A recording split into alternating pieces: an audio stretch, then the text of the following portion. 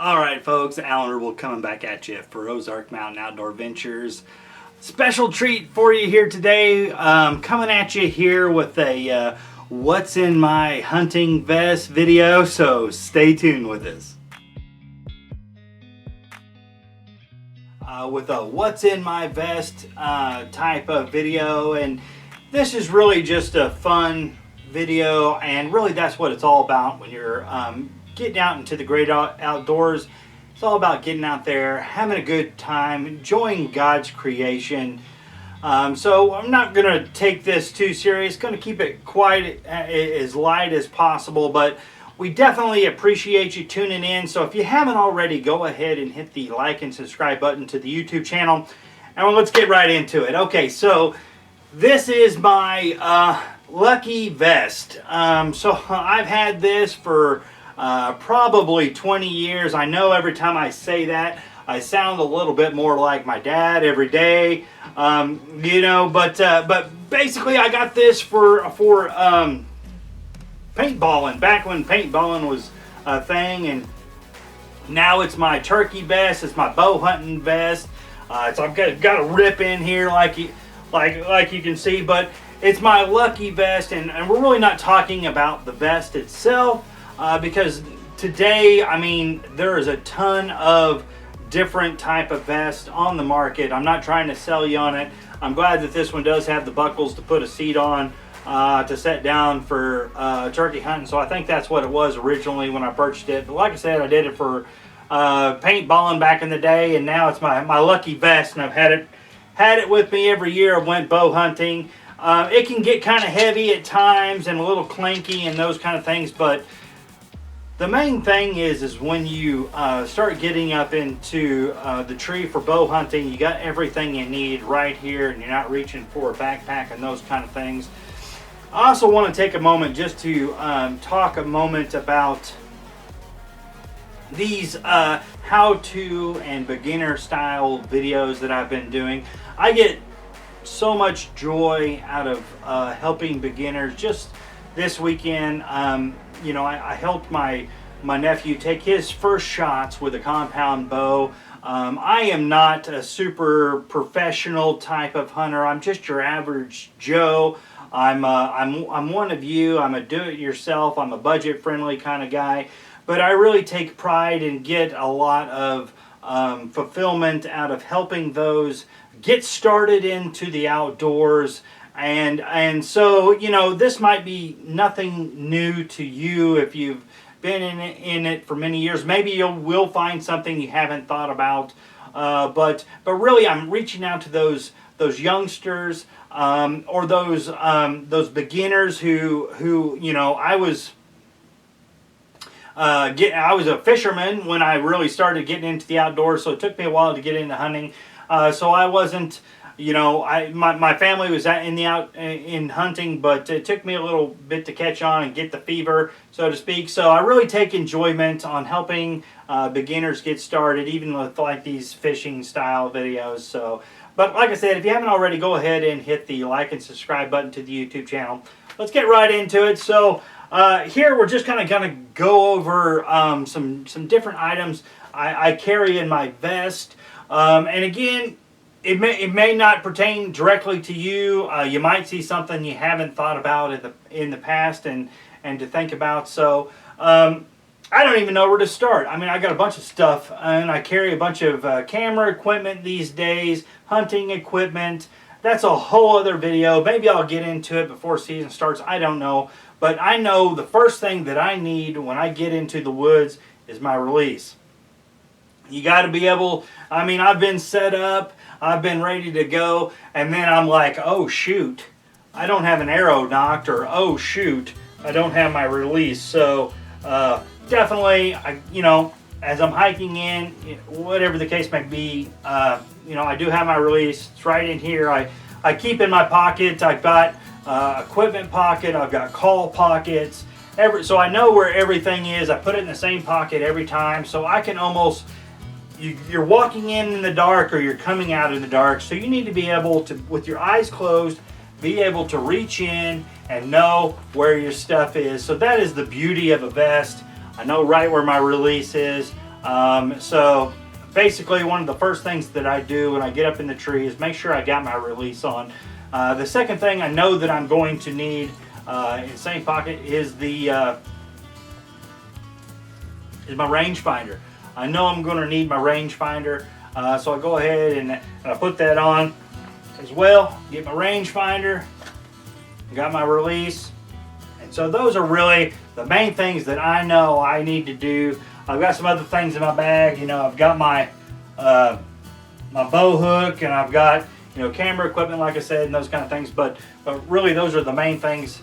The first things that I do when I pull up is get my release, get my rangefinder. This one here, the grunt call I'm using right now, I don't have it in my pocket. It's just a little bit long, but I always got my grunt call, and that's another thing that goes around my neck, tucked inside my vest here. Before we get any further into it, I want to call out, I'm wearing my watch here. This is my hunting watch. It seems like the only time I only ever wear this. I don't ever wear a wristwatch anymore these days is when I'm in the tree or when I'm doing fishing, and I don't want to be fiddling for my phone, you know, when you're fishing. But main thing is when the light is starting to dim, and you know you only have 30 minutes after legal sunset. You're really starting to watch that time, and to pull out your phone and turn on that light. It's so bright in your face, you lose your night vision, you know, and it's so hard to get that back.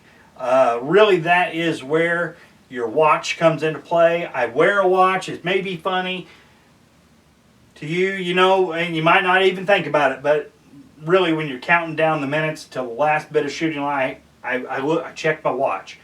The other thing that's not in my vest, I got a buck knife here, and it's got serrated edges. It's not for cutting meat, it's for cutting branches. You're climbing up in your tree stand, you got this little twig, a branch, or a vine or something. It's right here on my belt. I don't have to pull my limb saw. So I have this, again, I've had this for about 15 or 17 years, something like that. I broke the tip off of it, but it don't cut anything but limbs. As I'm coming up the tree, I cut a little branch here and there to help me get my straps up the tree. That's only what that is for, and I carry it every time that I'm going up the tree. So those are two things here: my watch, my serrated edge knife right here. And next thing that I need and that I always have here is, let me get them out here real quick. And I've got everybody, I mean, it sounds simple. It sounds simple. These right here are my early season gloves. They're super light. I wish they had a little bit more grip to them, but they do got some texture under there. You know, like gloves, what are you talking about? It's 86 degrees out there. It is. It's super hot. It's super muggy, but also the mosquitoes. The mosquitoes are going to tear you up. I wear long sleeves, and then I wear these gloves, and it keeps the mosquitoes off my hands. So I'm wearing gloves early season even. I mean, from day one, I'm wearing these gloves. They're fighting the bugs, fighting the elements, and that takes me right to my second thing is a mask. Now, as far as concealment and camouflage is concerned, I mean, you got guys with beards, you got guys who, you know, camo up their face and those kind of things. But again, for the same reason, here, I'm gonna put this on real quick.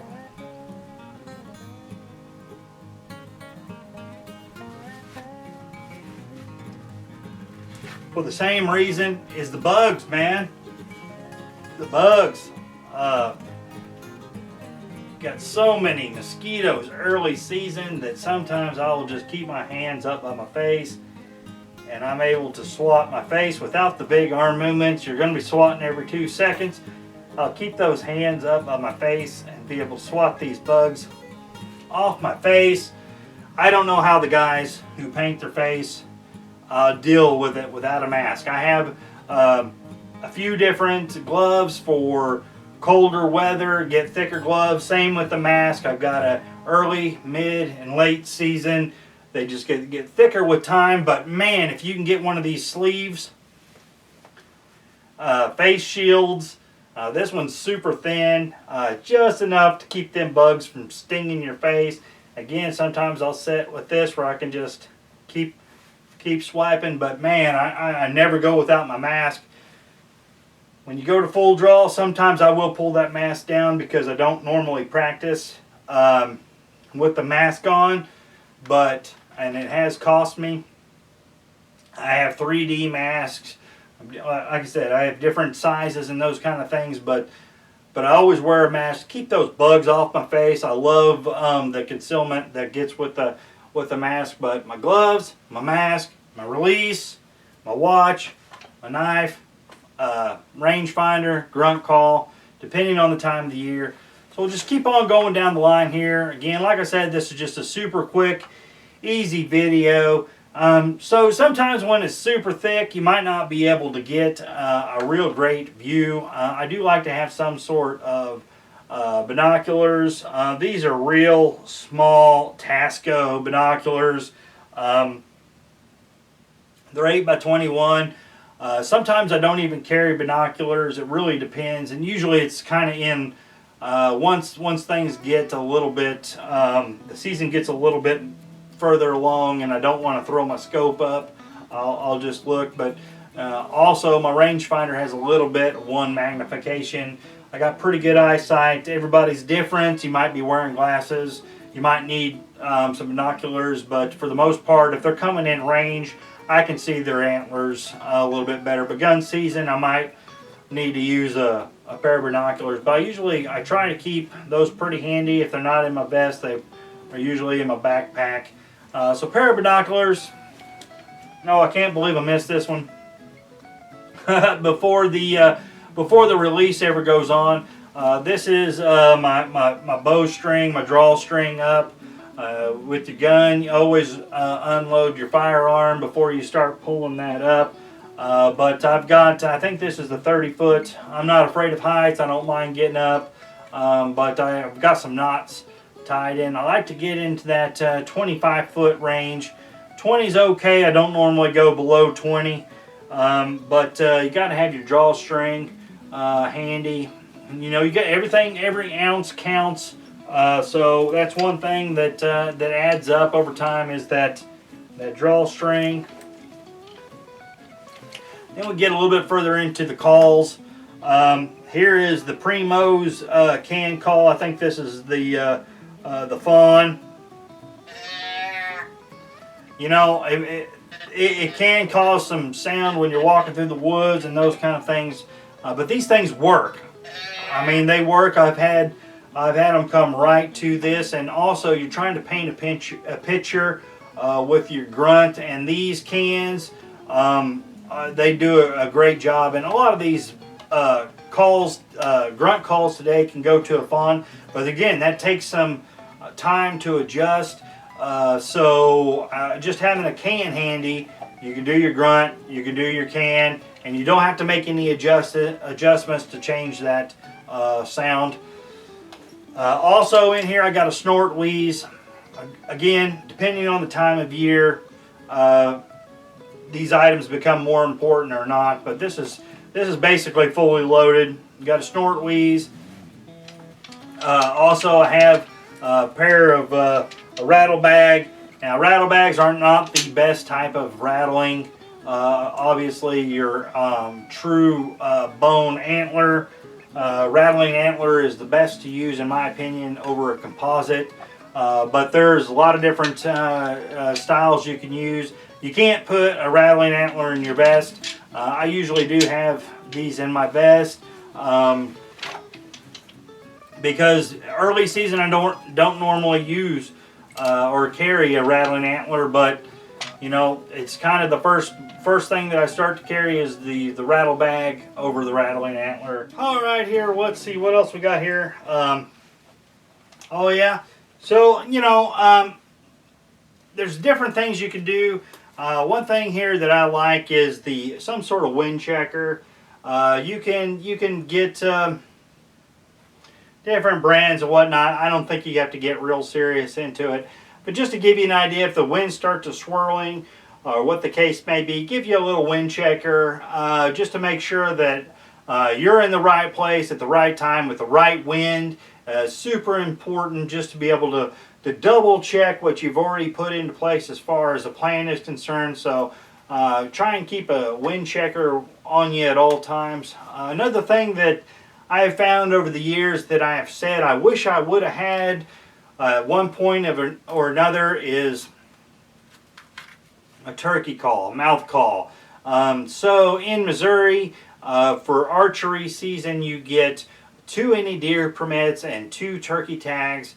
And oftentimes you can see turkey coming through out in the distance, and they may pass through your view out of range, and you might think to yourself, man, I wish I would have brought my turkey call just to get them maybe to change directions, come back in. I haven't had a ton of luck with archery and harvesting a turkey yet. I had some super close calls, but there's been a few different encounters that I sure do wish I would have had my turkey call. So anyway, what else do we have here?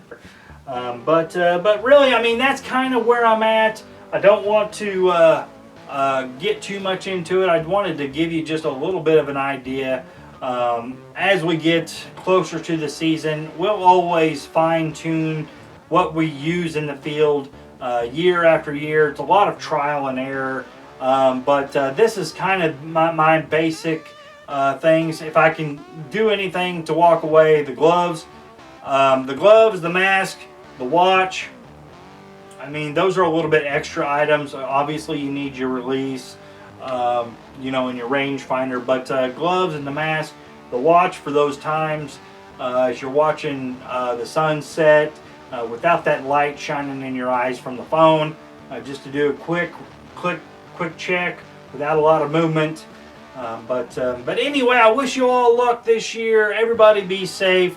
We got a lot of fun and adventures in store for you. So if you haven't already, please go ahead and hit the like and subscribe to the YouTube channel, and we'll see you next time.